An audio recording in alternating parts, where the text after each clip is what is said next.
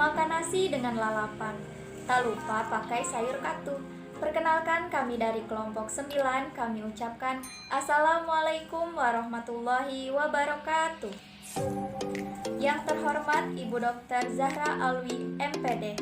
Yang kami hormati Ibu Ernalida, SPD, MHum, PhD, selaku dosen pengampu mata kuliah telaah kurikulum dan buku teks, serta teman-teman yang kami banggakan. Perkenalkan, kami dari kelompok 9 yang akan menyampaikan materi pada pagi hari ini dengan tema hakikat dan fungsi buku teks. Adapun anggota dari kelompok 9 yaitu saya sendiri sebagai moderator Andi Suryani dan rekan saya Ega Prasetya, Nena Berliana, Nehya Adelia, dan Nanda Agusti. Baiklah, materi pertama akan saya sampaikan tentang hakikat buku teks. Jadi, buku teks adalah buku yang berisi uraian bahan tentang mata pelajaran atau bidang studi tertentu yang disusun secara sistematis dan telah diseleksi berdasarkan tujuan tertentu, orientasi pembelajaran dan perkembangan siswa. Nah, pengertian ini ada juga menurut beberapa ahli. Salah satunya yaitu oleh A.J. Loveridge. Menurutnya, buku teks adalah buku sekolah yang memuat bahan yang telah diseleksi mengenai bidang tertentu dalam bentuk tertulis yang telah memenuhi syarat tertentu dalam kegiatan belajar mengajar dan disusun secara sistematis untuk diasimilasikan. Nah, hakikat yang kedua yaitu menurut Cambridge dan Campbell. Menurut mereka, buku teks adalah alat bantu siswa untuk memahami dan belajar dari hal-hal yang dibaca dan untuk memahami dunia di luar dirinya. Nah, buku teks memiliki kekuatan yang luar biasa besar terhadap perubahan otak siswa. Buku teks dapat memengaruhi pengetahuan anak dan nilai-nilai tertentu.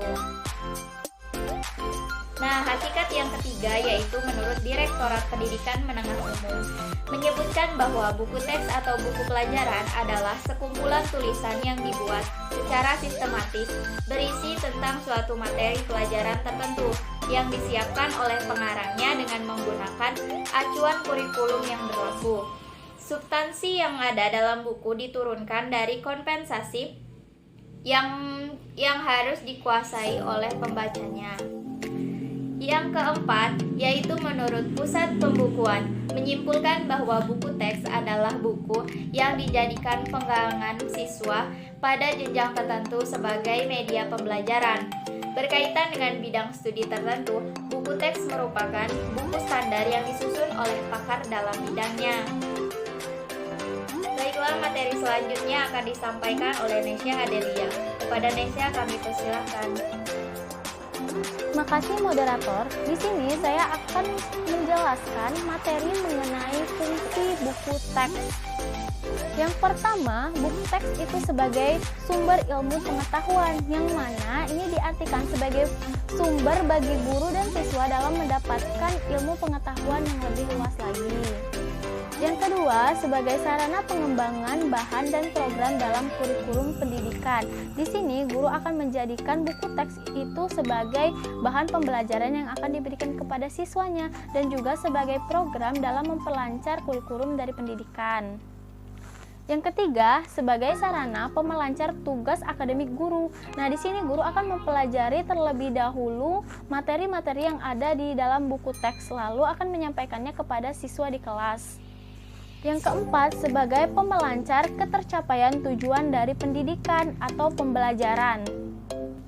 Karena dengan adanya ini, kita bisa melihat perkembangan siswa dan guru-gurunya tersebut. Yang kelima, sebagai sarana pemelancar efisiensi dan efektivitas kegiatan pembelajaran. Hal ini dijadikan sebagai alat patokan untuk mempermudah dan memperlancar kegiatan dari pembelajaran tersebut. Yang keenam, mencerminkan sudut pandang yang tangguh dan modern yang mengenai pembelajaran, pengajaran, dan mendemonstrasikan dan lalu mengaplikasikan sebagai bahan pembelajaran yang akan disajikan. Jadi di sini guru akan mempraktekkan dan memberikan bahan tersebut di kelas. Yang ketujuh, menyajikan suatu sumber pokok masalah yang kaya, mudah dibaca, bervariasi, sesuai dengan minat dan kebutuhan dari siswa. Selain itu, ini juga berfungsi sebagai dasar bagi program-program kegiatan yang disarankan untuk memperoleh keterampilan-keterampilan ekspresional di bawah kondisi yang menyerupai kehidupan sebenarnya. Yang kedelapan, menyediakan suatu sumber yang tersusun rapi dan bertahap mengenai keterampilan-keterampilan ekspresional yang mengemban masalah pokok dalam komunikasi. Yang kesembilan, metode dan sarana penyajian bahan dalam buku teks tersebut harus memenuhi syarat-syarat tertentu. Misalnya harus menarik, menantang, merangsang, bervariasi, sehingga siswa benar-benar termotivasi dan semangat mempelajari buku teks tersebut. Nah, di sini juga buku teks akan memberikan latihan-latihan dan tugas-tugas praktis yang dapat mengevaluasi pemikiran dari siswa. Sekian dari saya, terima kasih. Saya kembalikan ke moderator. Terima kasih kepada Nesa Adelia yang telah menyampaikan materi. Selanjutnya materi akan disampaikan oleh Nanda Agustin. Kepada Nanda kami persilahkan. Baiklah, terima kasih moderator. Di sini saya akan menjelaskan fungsi buku teks bagi guru bahasa Indonesia. Nah, fungsi buku teks bagi guru bahasa Indonesia yaitu sebagai pedoman untuk mengidentifikasikan apa yang harus diajarkan atau dipelajari oleh siswanya. Nah, di sini guru dapat mengetahui urutan penyajian bahan ajar, mengetahui teknik dan metode pengajarannya, memperoleh bahan ajar secara mudah, serta menggunakannya sebagai alat pembelajaran siswa di dalam ataupun di luar sekolah. Nah, di sini guru memiliki peranan penting dalam proses belajar mengajar, tetapi peranan guru bukanlah peranan sentral, sebab paradigma pendidikan modern lebih menempatkan siswanya sebagai sentral pembelajaran daripada guru. Nah, setiap mata pelajaran yang diajarkan oleh guru ini membutuhkan sejumlah buku teks sebagai pedoman dan pegangan dalam kegiatan belajar mengajar. Kesimpulannya bahwa fungsi buku teks bahasa Indonesia bagi seorang guru yang pertama yaitu sebagai salah satu sumber pokok bahan pengajaran, yang kedua sebagai sumber atau alat evaluasi pengajaran remedial, yang ketiga penyedia aneka metode dan sarana pengajaran. Nah, selain itu, buku teks juga mempunyai fungsi umum. Yang pertama itu ada sarana pengembang bahan dan program dalam kurikulum pendidikan.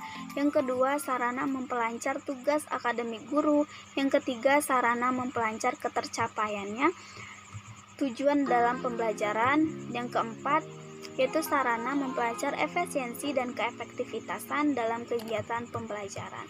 Nah, kita sebagai seorang guru harus pandai dalam memilih buku teks yang baik. Nah, menurut Jimmy dan Patty dalam Tarigan 1986 halaman 21 menyebutkan ada 10 kategori yang harus dipenuhi untuk mendapatkan buku teks yang berkualitas. Yang pertama, buku teks haruslah menarik minat siswa.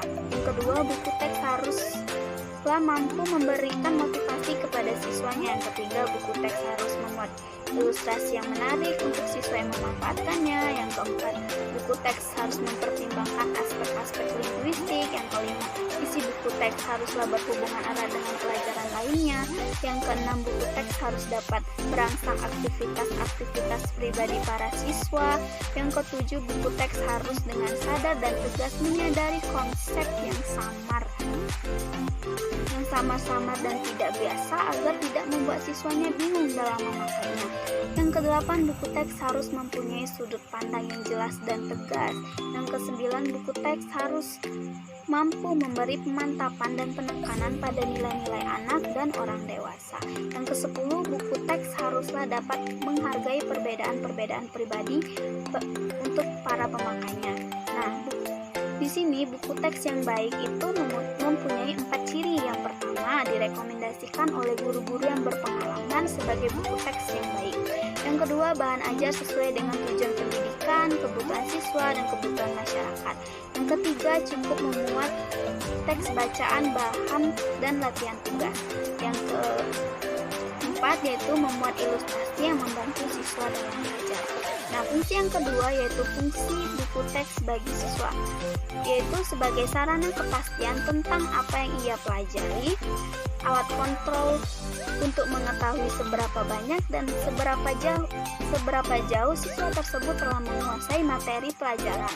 Nah, alat belajarnya itu misalnya di luar kelas, buku teksnya berfungsi sebagai guru, nah di mana ia dapat menemukan petunjuk teori maupun konsep dari bahan-bahan latihan dan evaluasi.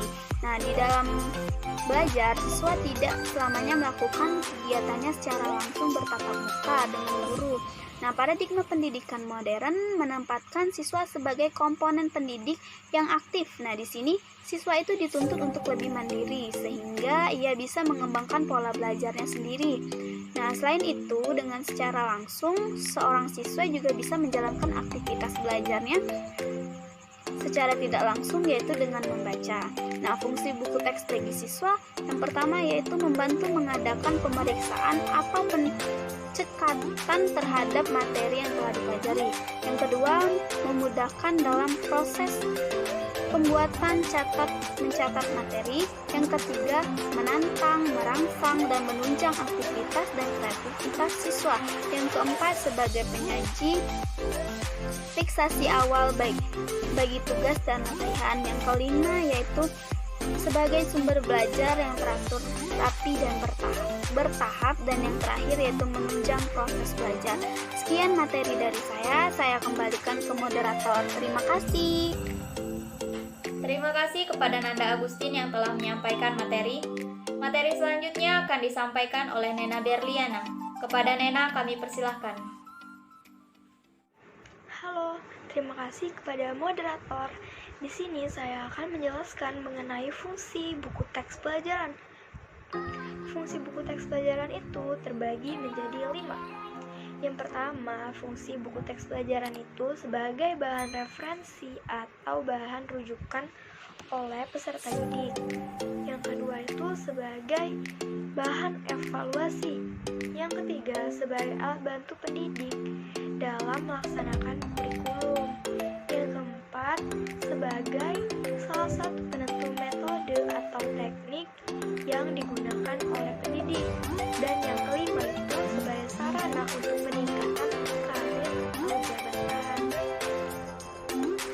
Baiklah, selanjutnya saya akan menjelaskan mengenai manfaat atau kegunaan buku teks pelajaran. Manfaat atau kegunaan buku teks pelajaran itu sendiri terbagi menjadi 6. Yang pertama itu untuk membantu peserta didik dalam melaksanakan kurikulum, karena buku teks pelajaran itu sendiri telah disusun berdasarkan kurikulum yang berlaku. Yang kedua itu menjadi pegangan guru dalam menentukan metode pengajaran. Maksudnya di sini buku teks pelajaran tersebut digunakan oleh guru sebagai media pembelajaran selama proses belajar mengajar itu berlangsung. Yang ketiga, memberi kesempatan bagi peserta didik untuk mengulangi pelajaran maupun mempelajari materi yang baru.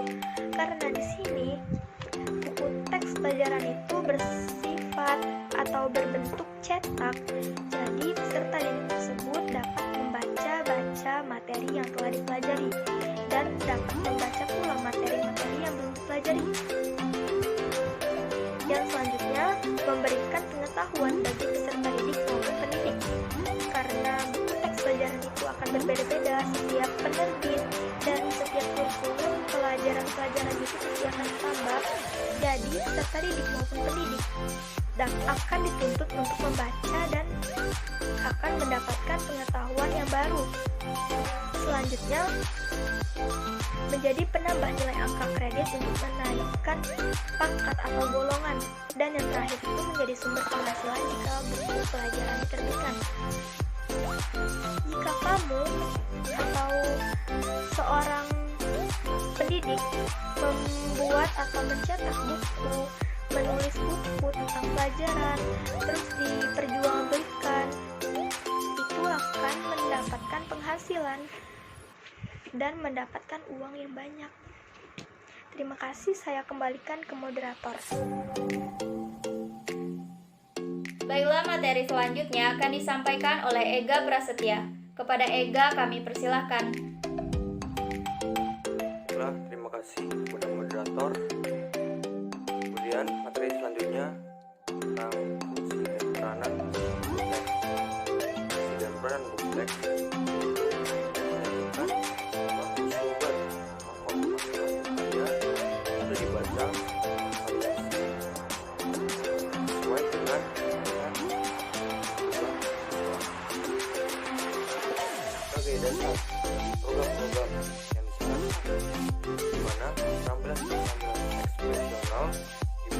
di bawah kondisi yang menyerupai kehidupan yang sebenarnya. Buku teks juga berperan sebagai sumber alat evaluasi dan pengajaran remedial yang prestasi dan tepat guna. Widodo juga menyatakan bahwa peran buku teks itu sebagai media pembelajaran. Ini buku teks dapat dibaca kapanpun, dimanapun, dan dimanfaatkan sesuai dengan perkembangan kurikulum. Kemudian ditegaskan oleh Permendiknas Republik Indonesia Nomor 11 Tahun 2005 menyatakan bahwa buku teks adalah buku acuan wajib untuk digunakan di sekolah yang memuat materi pembelajaran dalam rangka meningkatkan keimanan dan ketakwaan, kepribadian dan budi pekerti, kemampuan menguasai ilmu pengetahuan, teknologi, kepekaan dan kemampuan estetis, potensi fisik, kesehatan, dan disusun berdasarkan standar nasional. Saya Baiklah, itu tadi pemaparan dari kelompok 9 tentang hakikat dan fungsi buku teks. Semoga bermanfaat bagi kita semua. Kami mohon maaf jika ada salah kata, kepada Allah kami mohon ampun. Kami akhiri, wassalamualaikum warahmatullahi wabarakatuh.